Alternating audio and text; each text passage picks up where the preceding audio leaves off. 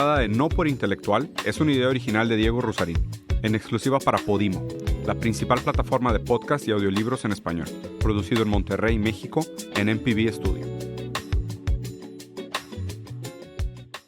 ¿Cómo están mis queridos perversos intelectuales? Hoy vamos a hablar un poquito sobre la serie Severance, que está en Apple TV, y cómo esto se relaciona con la dialéctica del amo y el esclavo de Hegel y con la idea de la autopercepción según el materialismo de Karl Marx. Primero que nada, aviso de spoilers, vamos a hablar de una serie. Voy a tratar de no spoilear demasiado, pero pues es prácticamente imposible porque la verdad es que esta serie, además de que está muy bien hecha, se las recomiendo muchísimo. Es una serie que tiene como muchos giros inesperados en la narrativa. Entonces, queda el aviso, si no la han visto, vale la pena. Hagan break aquí, vayan a ver, son 2 temporadas, además no están demasiado largas, y luego regresan a este video.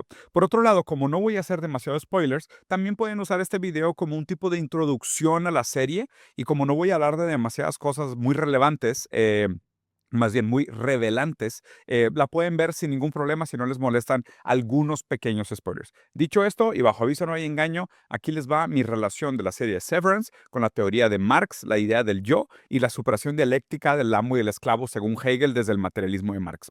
Bueno, les recomendaría también, si tienen oportunidad, vean el capítulo anterior, porque en el capítulo anterior expliqué un poco la idea de la dialéctica del amo y el esclavo de Hegel, cómo la explica Maurice Merleau-Ponty a través del cuerpo, porque es importante tener esa base para entender la manera en cómo Marx da seguimiento a esa tradición y cómo desde el materialismo y la teoría ontológica de Marx se hace la superación dialéctica de Hegel. En Hegel habíamos explicado que es el choque de dos conciencias lo que produce el reconocimiento. Pero este reconocimiento, como nunca es mutuo y simultáneo, se hace como en una dinámica desigual, donde uno se postula como un amo y el otro se postula como un esclavo. El amo fue reconocido por el esclavo, pero el esclavo se queda sin reconocimiento. Entonces el amo es un tipo de conciencia distinta, más completa, tal vez superior, con otras condiciones de autoconciencia, porque fue reconocido por un otro. Pero el esclavo se queda sin reconocimiento. Entonces el esclavo normalmente en un proceso dialéctico pues va a buscar ser reconocido por otra conciencia. Lo raro es esto. Un amo solo puede ser reconocido por un esclavo, pero un esclavo jamás será reconocido por un amo. Esto también está implícito en la dinámica de empleados y empleadores en El Capital, en la lectura de Marx, pero además Marx da una solución bien interesante a su idea, a su concepto de hombre en la superación materialista de la dialéctica del amo y el esclavo. ¿Cómo es la superación materialista? Bueno, Marx dice que eso es muy importante del trabajo.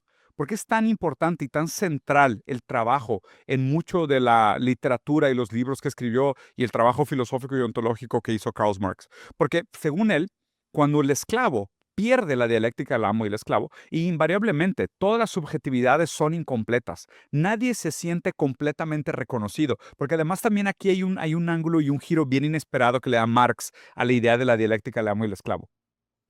Como yo soy un amo, que estoy siendo reconocido por un esclavo, durante un momento yo digo, vale, este esclavo me reconoció, pero hay un problema. El reconocimiento que me puede dar un esclavo no es suficiente. Yo quiero ser reconocido por alguien igual de poderoso o más poderoso que yo. Entonces realmente el amo idealmente quisiera ser reconocido por otro amo. Pero el problema es que no le puede ganar el proceso de identidad, libertad y reconocimiento. Entonces el amo, aún reconocido por los esclavos, no se siente completamente reconocido. No sé si les suena esta metáfora como el millonario que junta mucho dinero, pero sigue juntando muchísimo dinero porque no le es suficiente.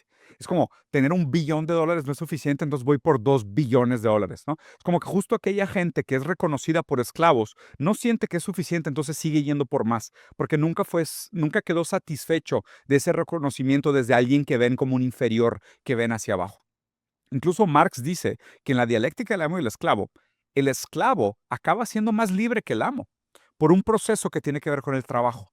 El esclavo, cuando pierde la batalla del reconocimiento mutuo, lo que hace es pues, tratar de sobrevivir en el mundo material, en un sentido muy práctico, no en esta idea idealista metafísica de Hegel, sino que en un sentido muy práctico, como uno no se siente completamente reconocido por los otros, uno trabaja para transformar la naturaleza en aquello que necesita para sobrevivir. Entonces nosotros hacemos relación con la tierra y con las plantas para tener agricultura y demás. Transformamos la madera en casas donde podemos vivir y nos sentimos seguros. Y cuando transformas la naturaleza en algo útil, te ves reflejado en el fruto de tu trabajo. Reflejado en el fruto de tu trabajo. Ah, qué fuerte soy. Ah, qué hábil soy. Ah, qué diestro soy. Ah, qué buena música puedo hacer. Qué bonitas fotos puedo tomar. Qué padre el cuadro que acabo de pintar. Qué bonito texto acabo de escribir. Tú te ves reflejado en el fruto de tu trabajo. Aquí Marx también hace un análisis crítico de la economía política del capital, porque dice que en el capital ese proceso que debería ser el proceso de autorreconocimiento, verte orgullosamente reflejado en el fruto de tu trabajo, se ve truncado por la lógica del capital. ¿Qué pasa en el capitalismo? En el capitalismo, que se caracteriza por dos cosas específicas, que es primero, la propiedad privada de los medios de producción y segundo, por la relación entre empleadores y empleados. Tú te ves obligado a vender el fruto de tu trabajo para sobrevivir. Esa es la condición de trabajador. La condición de proletario, a diferencia de la condición de capitalista, es que el proletario tiene que vender su fuerza de trabajo para sobrevivir. El capitalista no. El capitalista vive del trabajo ajeno. El capitalista tiene tierras, tiene minas de oro, tiene fábricas, tiene a lo mejor un depósito de agua. Él contrata gente para trabajar en ese medio de producción, para que transforme el medio de producción en un producto, compra el producto a través del salario y el empleado, el trabajador, se queda con el salario, pero pierde el fruto de su trabajo. Pero ¿qué más pierde además del fruto de su trabajo? Pierde su capacidad de verse reflejado en el fruto de su trabajo. A este concepto específica y centralmente, Marx le llama la alienación, el extrañamiento. Nosotros nos vemos alienados, extrañados del fruto de nuestro trabajo. El fruto de nuestro trabajo nos es robado. Esta entonces es la explicación básica de cómo Marx le da la vuelta al idealismo alemán de Hegel, de la dialéctica del esclavo, y lo transforma en una dialéctica materialista que constituye la idea de la subjetividad. ¿Y cómo se relaciona esto con la serie Severance? Para los que ya la han visto, esto tal vez va a sonar redundante, para los que no, les voy a hacer un breve resumen. En la serie Severance es muy interesante porque aunque no te digan exactamente en qué momento de la historia se da, se siente como una serie ligeramente contemporánea, a lo mejor a inicio de los 2000 y demás, pero tienen una tecnología específica que nosotros aún no hemos inventado. Es una tecnología donde te pueden poner un chip en la cabeza y ese chip hace que tú puedas dividir tu conciencia según el espacio en el que estás. Entonces tú estás aquí, a lo mejor aquí grabando este podcast, pero yo tengo un chip adentro de mi cerebro que cuando entre a mi oficina, desactiva mi conciencia de afuera y se activa mi conciencia dentro del trabajo. Entonces, esto te lo enseñan como en un mecanismo de oficina. Hay todo un grupo de personas que está trabajando dentro de una oficina que tiene una conciencia que existe solo en el ámbito laboral y cuando salen de la oficina, salen del departamento de trabajo, llegan al mundo exterior, se les ponen otra conciencia. Entonces, inclusive tienen nombres. Hay una conciencia que se llama Ini y una conciencia que se llama Auri. Y inclusive tienen una connotación condescendiente infantil de tratarlos así como, tu yocito de adentro y tu yocito de afuera. Entonces tú tienes una conciencia externa a la empresa y una conciencia interna a la empresa. Esto se da dentro de una corporación muy grande, un macroconglomerado que se llama Lumen, que de hecho es una empresa que se dedica principalmente a la venta de medicamentos. Además, Lumen, poco a poco durante la serie, te van mostrando que tiene un comportamiento mucho como oculto. Hay un CEO que ya no está presente, que la gente casi le reza y hay manuales de comportamiento escritos por él, hay cuadros sobre él en medio de la oficina, los pasillos están planteados como un tipo de laberinto rarísimo, abstracto, kafkiano. Las reglas de la oficina son sumamente marcadas y hay demasiados rituales y patrones de comportamiento que se tienen que respetar sí o sí. O sea, hay como algo misterioso en esa empresa Lumen. Pero como estas conciencias que trabajan dentro de Lumen son conciencias nuevas, porque son inis que nacieron cuando los contrataron, pues realmente se acaban comportando de una manera un poco boba, ¿no? Aquí yo voy a empezar ya a hacer como un par de aseveraciones, aunque me parece como un experimento mental sumamente interesante lo que plantea Severance, yo sinceramente no acabo de comprarme la tesis que presenta, ¿no? De que tú a través de un chip pudieras crear dos conciencias en el mismo cuerpo. Es rarísimo, ¿no? Es muy difícil explicar cómo pudieran coexistir dos conciencias en el mismo cuerpo. O sea, ¿cuál sabe hablar?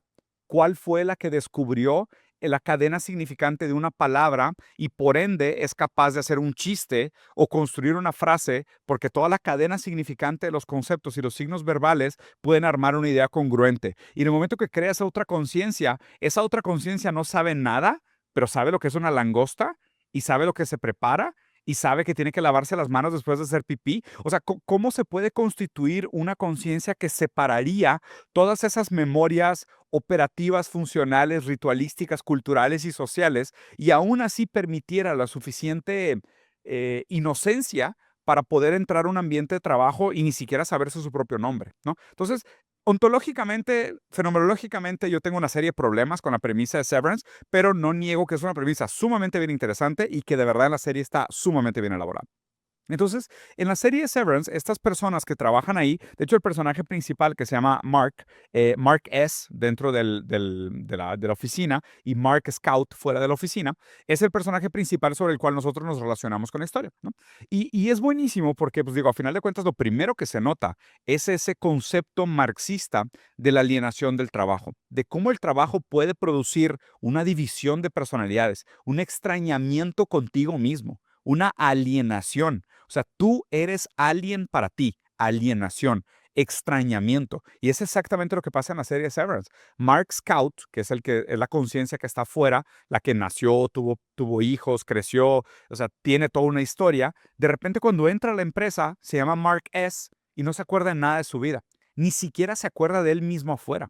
Hay un proceso de extrañamiento. Y además, cuando entran al trabajo, el trabajo que llevan adentro, que se llama Macro Data Refinement, como refinamiento de macrodatos, es un trabajo profundamente alienante, porque es un trabajo en el cual tú no te puedes ver reflejado. O sea, literalmente ellos se sientan enfrente de una computadora y empiezan a organizar números, ¿no? Después, poco a poco, te explican el por qué y para qué significa esa organización de números, pero eso sí no se los quiero spoilear porque es una parte importante de la serie, pero es un trabajo profundamente alienante, porque es un trabajo repetitivo, monótono, en el cual tú no te ves reflejado.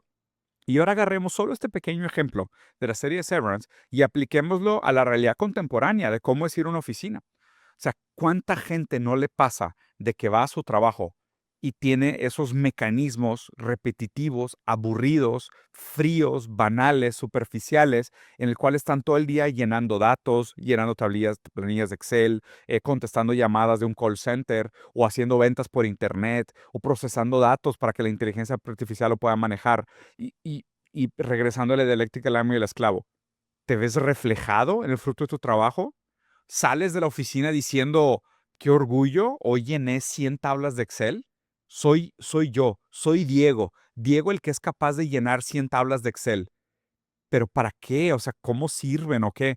Y es extraño esto porque, por ejemplo, y esto tiene mucho que ver con el proceso también de automatización. O sea, antes una persona hacía una canoa o una familia construía una casa, pero ahora tú le picas a un botón que resetea la memoria de una máquina que está encargada de un proceso que hace tornillos que se pueden usar en diferentes vehículos, pero principalmente se usan para los pistones de resistencia de los motores de los trenes.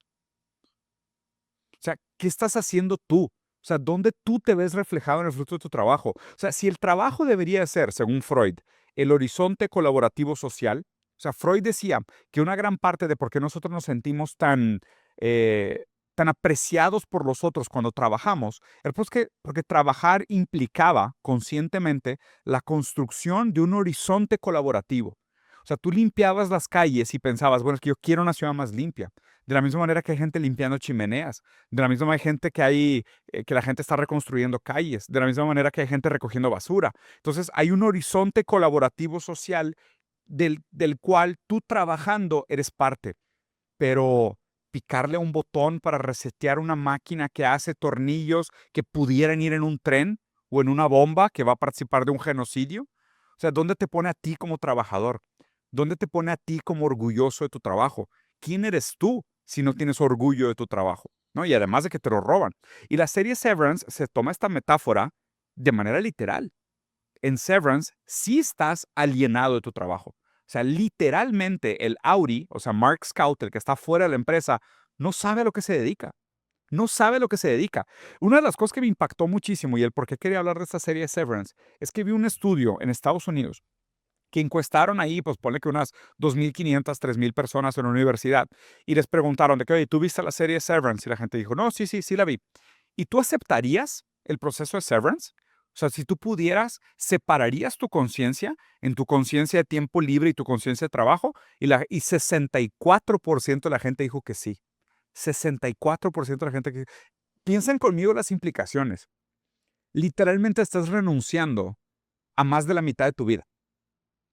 Porque o sea, estás por lo menos unas 8 o 10 horas en el trabajo y las otras 14 que estás fuera, la mitad estás dormido. Entonces, literalmente, si aceptaras esto, estás renunciando a la libertad consciente de más de la mitad de tu vida despierto. Es terrible. O sea, el hecho de que el 64% de los jóvenes en esta entrevista aceptarían un proceso como el de Severance, habla de lo mucho que nosotros hemos normalizado los trabajos de mierda. Los trabajos de mierda, o sea, los trabajos que no son gratificantes, en los cuales no te ves reflejado, en los cuales no te constituyen como persona, no te hacen participar de la construcción de un futuro colaborativo y también te separan de la naturaleza, porque tú no sabes de dónde viene la materia prima y para qué se va a usar lo que estás haciendo, que literalmente son los 4 puntos de la alienación según el Capital de Marx. Estás alienado de ti mismo, estás alienado de los otros, estás alienado de la naturaleza y estás alienado del fruto de tu trabajo. Esos 4 tipos de alienación son lo que hacen que nosotros nos sintamos tan solos, tan desconstituidos, tan despersonalizados, con falta de identidad y con crisis, ¿ok? Y para terminar la conclusión de todo esto, y yo sé que no entré demasiado a Severance porque no quería hacer demasiado spoiler, pero yo creo que si ustedes la ven con esto en mente, seguramente les va a parecer más rica la serie. Pero la reflexión final de todo esto es que, o sea, si nosotros estamos viviendo este momento tan profundamente alienados de ser en el mundo, esto también explicaría el cómo nosotros tratamos de recompensar esa falta de identidad. O sea, mucha gente hoy en día trata todo el tiempo de expresar quién es, su individualismo. Yo me he visto diferente, yo tengo tenis diferentes, yo colecciono estampitas de béisbol, yo escalé una montaña, yo corrí un triatlón, ¿no? Mi red social está llena de fotos de gatitos, porque quiero ser reconocido como una persona única e individual. Pero ¿por qué esa necesidad de ser reconocido? Digo, primero dándole la razón a Hegel, que el deseo es el deseo de ser reconocido, o como decía Lacan, el deseo siempre es ser objeto del deseo del otro. También dándole la razón a Maurice Merleau-Ponty de que nosotros somos prematuros y que un aspecto trascendental de la conciencia es la intersubjetividad, necesitamos ser reconocidos por el otro, pero finalmente dándole la razón a Marx, que si el trabajo es enajenante y el capital te roba el fruto de tu trabajo y te lo da a cambio del salario, tú nunca te sientes reflejado ni orgulloso de lo que haces. Por ende, estás completamente y perpetuamente incompleto, incapaz de definir quién eres en el mundo. Por ende, vas a exagerar tu identidad, tu género, tus preferencias, tus gustos por el fútbol y diferentes cosas. Ese es el peligro de la alienación en Marx. Y ahora 3 preguntas para reflexionar sobre lo que platicamos hoy. La primera sería, ¿ya conocías el concepto de alienación? Y si sí, ¿qué definición tenías del concepto de alienación?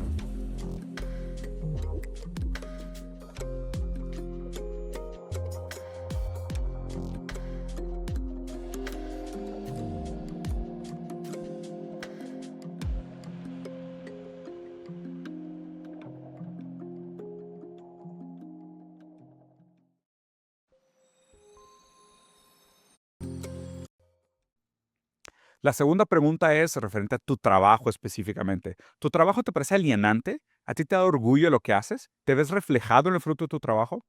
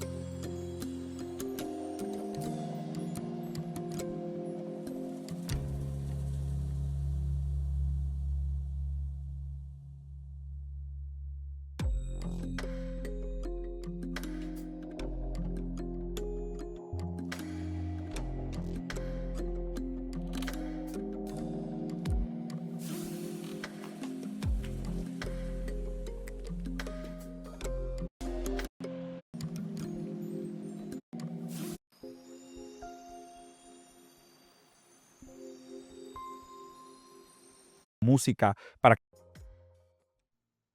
y la tercera es es sobre cómo tratas de sobrecompensar esa falta de identidad. ¿Te ves a ti mismo haciendo cosas como, tengo que afirmar mi gusto por películas, anime, series o música para que la gente me reconozca como yo quisiera ser reconocido? Y en ese caso, ¿eso eres tú?